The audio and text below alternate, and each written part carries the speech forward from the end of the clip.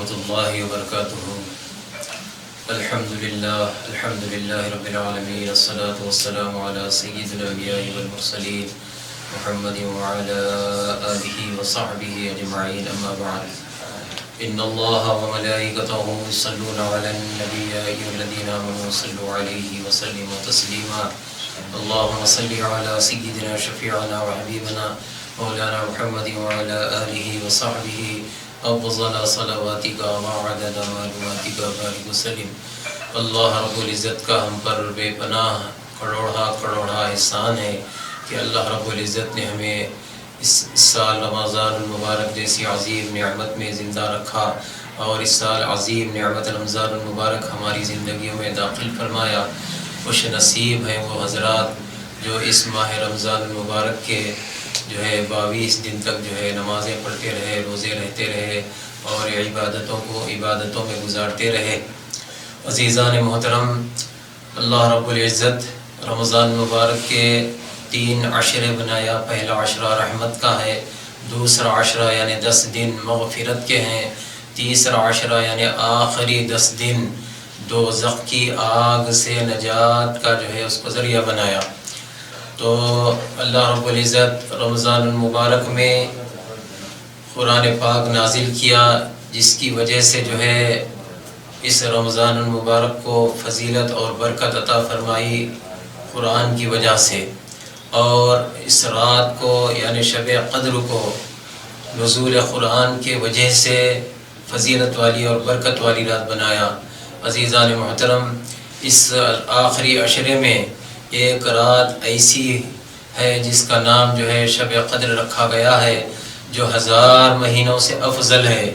جو کوئی مسلمان ایمان اور احتساب کے ساتھ یعنی ثواب کی نیت سے اس رات شب بیداری کرے گا، چاہے مسلمان عورت ہوں یا مرد ہوں، جہاں کہیں بھی وہ عبادت کر رہے ہوں، اللہ رب العزت اس عبادت کے برکت سے اللہ رب العزت انہیں 83 سال 4 ماہ کی عبادت کا ثواب عطا فرماتا ہے۔ تو ہم مسلمان خوش نصیب ہے، اللہ رب العزت ہمیں بخشش کا کچھ نہ کچھ ذریعہ بناتے ہوئے ہماری نجات اور بخشش کا ذریعہ بنا رہا ہے۔ تو گویا پہلی تاخرات 21ویں شب گزر چکی، دوسری تاخرات 23ویں شب گزر چکی، اب 25ویں شب ہے جو کل یعنی اتوار کے دن ہوگی، اور پھر 27ویں شب جس میں جمہور کا زیادہ اس میں متفقہ فیصلہ یہ ہے کہ 27ویں شب کو شب قدر ہوگی، اور اس کے بعد ایک رات آئے گی 29ویں شب۔ اس میں بھی ہمیں شب قدر کی جستجو کرتے ہوئے رات کا کافی حصہ عبادتوں میں گزارنا ہے۔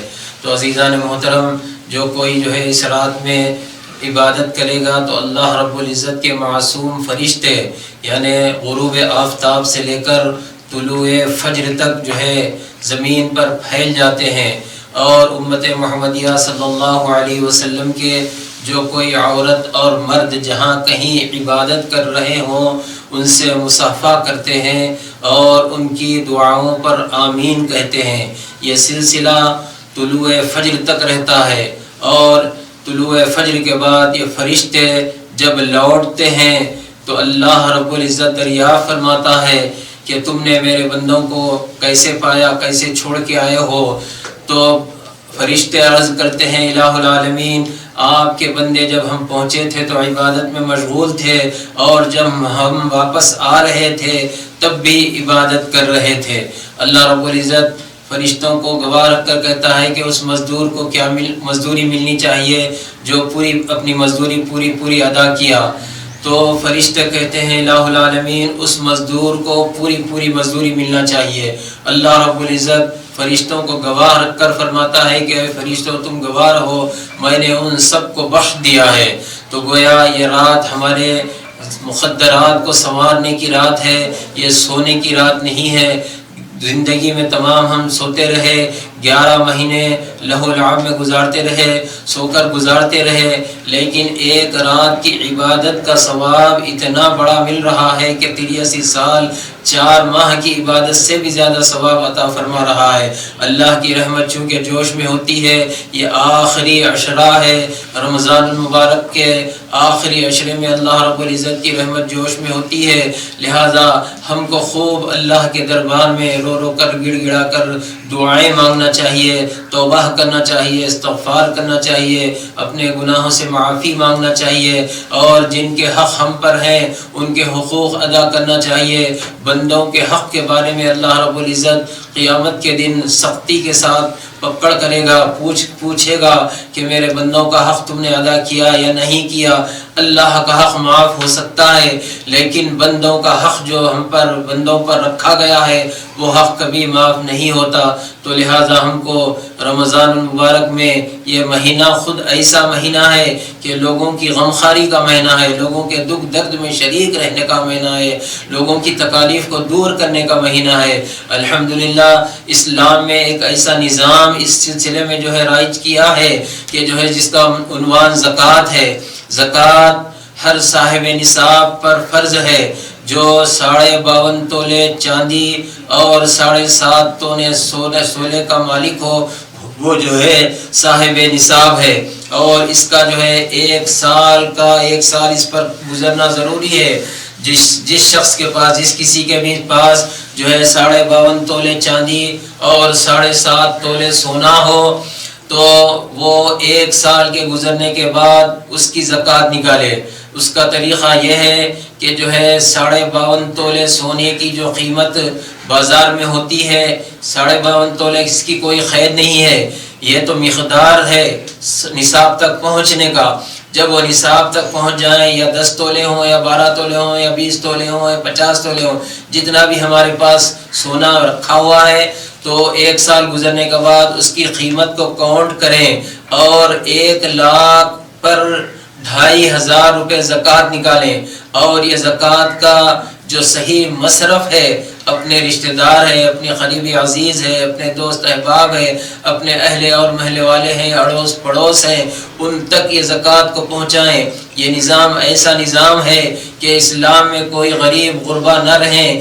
جب جو ہے مسلمان وہ نہیں کہ جو پیٹ بھر کے کھائے اور اس کا پڑوسی بازو میں جو ہے بھوکا سو جائے، اسے جو ہے اسلام نے جو ہے اسے جو ہے ناپسند فرمایا ہے۔ تو لہذا یہ زکوٰۃ کا نظام پر اگر مسلمان عمل کر لے تو خدا کی قسم کوئی جو ہے مسلمان غریب نہیں ملے گا۔ تو یہ نظام پر ہم کو عمل کرنا ہے۔ جیسے نماز روزہ فرض ہے، اسی طرح زکوٰۃ بھی پیسے والوں پر، صاحب ثروت پر فرض ہے۔ اور رہا مسئلہ جس کے پاس کیش رکھا ہوا ہے، بینک بیلنس ہے، کسی کے پاس مثال کے طور پر 5 لاکھ روپے بینک میں رکھے ہوئے ہیں، فکس ڈپازٹ ہے، یا جو ہے بینک میں جو ہے ڈپازٹ رکھے ہوئے ہیں، 1 سال گزرنے کے بعد ان 5 لاکھ روپیوں پر بھی زکوٰۃ واجب ہو جائے گی۔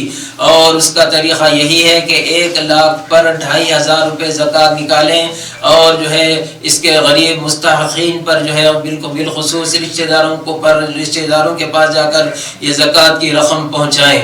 یہ زکوٰۃ کا مصرف جو ہے بالکل جو ہے اپنے قریبی رشتہ دار زیادہ اس کے مستحق ہیں، اس سے دوہرا ثواب ملے گا۔ ایک تو حق رشتہ داری ادا کرنے کا ثواب ملے گا، دوسرا زکوٰۃ بھی ادا کرنے کا ثواب ملے گا۔ اور یہ جو زکوٰۃ ہے مال کا میل ہے، اس سے سعادات کی خدمت نہیں کر سکتے، مساجد کو اس کا پیسہ نہیں لگا سکتے، مدرسوں کی تعمیر اس سے نہیں کر سکتے، اور جو ہے اس سے جو ہے تنخواہیں وغیرہ نہیں دے سکتے۔ یہ زکوٰۃ کا مصرف جو ہے صرف اور صرف جو ہے غریب مسکین محتاج اور جو ہے وہ غریب بچے ہیں جہاں دارالاقامہ ہے، بچے قرآن پڑھ رہے ہیں، جو مدرسے میں جو ہے کھاتے ہیں، ان کا انتظام ہوتا ہے، ویسے لوگ جو ہے زکوٰۃ کے مستحق ہیں۔ تو جو ہے اس پر بھی ہمیں توجہ کرنے کی ضرورت ہے۔ اور جو باقی جو 3-4 جو ہے تاخیراتیں بچی ہوئی ہیں، اس میں ہم کو خوب جو ہے اللہ کی طرف لو لگانا ہے، گڑ گڑانا ہے، اپنے گناہوں کی معافی چاہنا ہے، اللہ رب العزت کا در توبہ کا دروازہ بند نہیں ہوتا جب تک کہ جو ہے مشرق سے مغرب سے سورج نکل نہ جائے، اس وقت تک جو ہے توبہ کا دروازہ بند نہیں ہوتا۔ کیسے سے کیسا گناہگار بھی اگر اللہ کے دربار میں آنا چاہتا ہے تو اس کا دربار کھلا ہوا ہے، وہ آ سکتا ہے، اپنے گناہوں کی معافی چاہ کر جو ہے اپنے جو ہے توبہ و استغفار کے ذریعے اپنے روٹے ہوئے مولا کو جو ہے راضی کر سکتا ہے۔ یہ چند کلمات اور گزارشات تھے جو باقی جو ہمارے 8 دن باقی رہ گئے ہیں، اس کی ہم قدر کریں، ایک ایک لمحہ قدر کریں، اور جو ہے کسی وجہ سے بیماری کی وجہ سے روزہ نہ رکھے ہوں، روزہ نہ رکھ سکتے ہوں، ایسی بیماری ہے کہ ان کو روزہ رکھنے سے ان کا جو ہے موت واقع ہو سکتی ہے، جو ان کی بیماری میں اضافہ ہو سکتا ہے، تو ایسوں کے لیے شریعت نے فدیہ دینے کا حکم دیا ہے۔ اس کے معنی یہ ہے کہ 2 مسکینوں کو 2 ٹائم جو وقت میں جو ہے پیٹ بھر کھانا کھلانا۔ تو اگر کوئی مسلسل روزے نہیں رہ سکتا بیماری کی وجہ سے، 2 مسکینوں کو جو ہے مسلسل 60 دن تک جو مسلسل جو ہے دو مسکینوں کو جو ہے کھانا کھلائے، اس کا جو ہے اسلام نے جو ہے فدیہ بتلایا گیا ہے۔ تو لہذا اس پر بھی جو ہے جو روزہ نہیں رکھ سکتے ایسے لوگوں کے لیے بھی یہ جو رعایت دی گئی ہے، اس پر عمل کرتے ہوئے اس کا جو ہے فدیہ دے کر اس کا ثواب حاصل کر سکتے ہیں۔ یہ چند گزارشات اور کلمات تھے جو میں نے جو ہے A6 ٹی وی کے ذریعے سے آپ تک پہنچایا ہے۔ اللہ رب العزت سے دعا ہے کہ پروردگار عالم کہنے والے اور سننے والوں کو تمام کو عمل خیر کی توفیق عطا فرمائے۔ وآخر دعوانا الحمد للہ رب العالمین۔